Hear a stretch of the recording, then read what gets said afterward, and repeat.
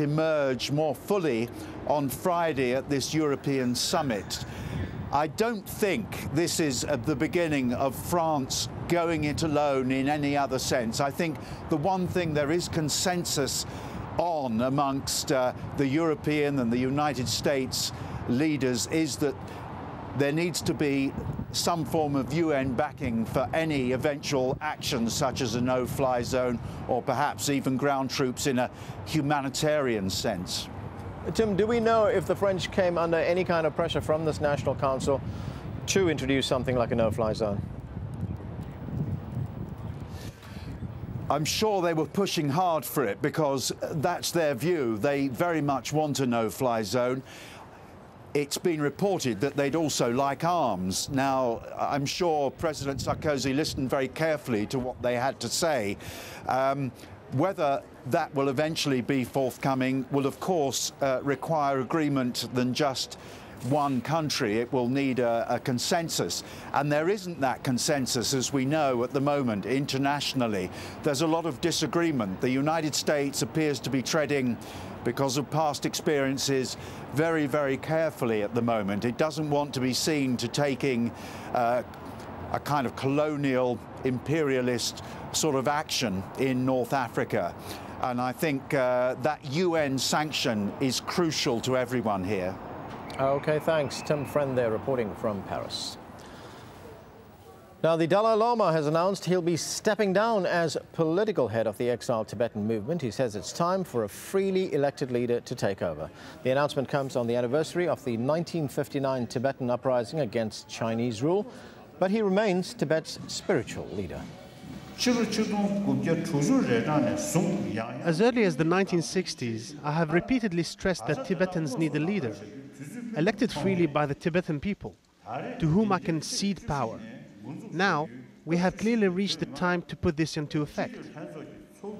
Lots more to come on Al Jazeera, including US Muslims under the spotlight. We'll have more on why civil liberties groups are at odds with the views of this Republican congressman. And what's it like having a 10-figure bank balance? The Billionaire Clubs welcomes its new members. Find out where most of them are coming from.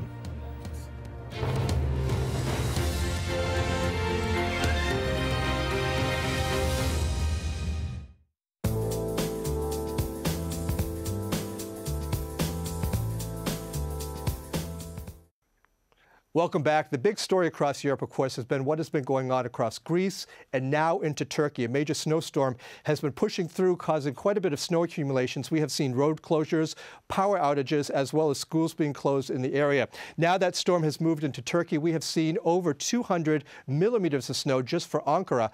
And what is going to be happening over the next couple of days? Well, finally a break in the weather. As you can see here, that storm is now going to be pushing up towards the northeast.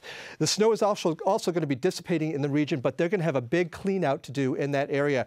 We are looking at airport delays in Ankara, so if you are flying into Turkey, you may want to check ahead. They haven't closed or canceled any flights, but we do see some delays there.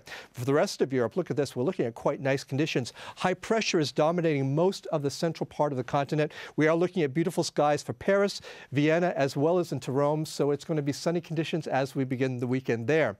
A little bit further to the south into Africa, we do see some rain coming into Morocco over the next day or so.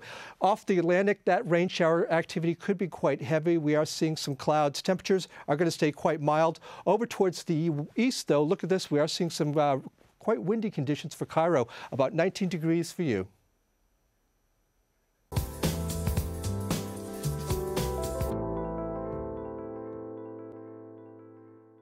The army has to prove they have no intention of keeping any remnants of the old regime. Behind the headlines. The earthquake happened over a year ago. Now you want to come back and help your fellow Haitians? Is the inside story at this time on Al Jazeera.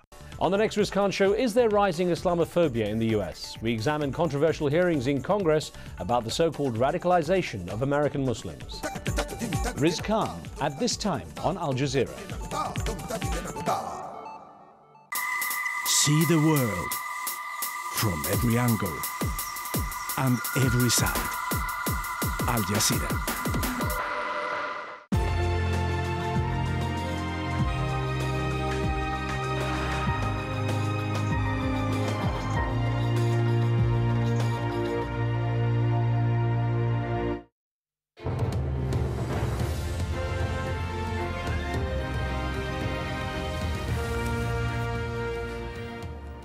Welcome back. The top story on Al Jazeera. In the last few minutes, Portugal has said it's cut its ties with the Gaddafi government.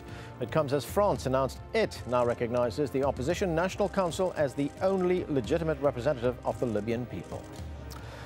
Meanwhile, NATO defense ministers and EU foreign ministers are meeting in Brussels to discuss military options, including a proposed no-fly zone. That's ahead of European Council summit on Friday, expected to toughen sanctions against the Gaddafi regime.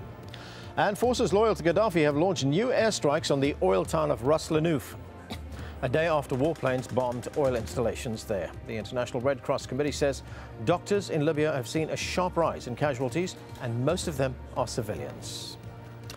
Anita McNaught is in Tripoli and has been speaking to Libya's deputy foreign minister.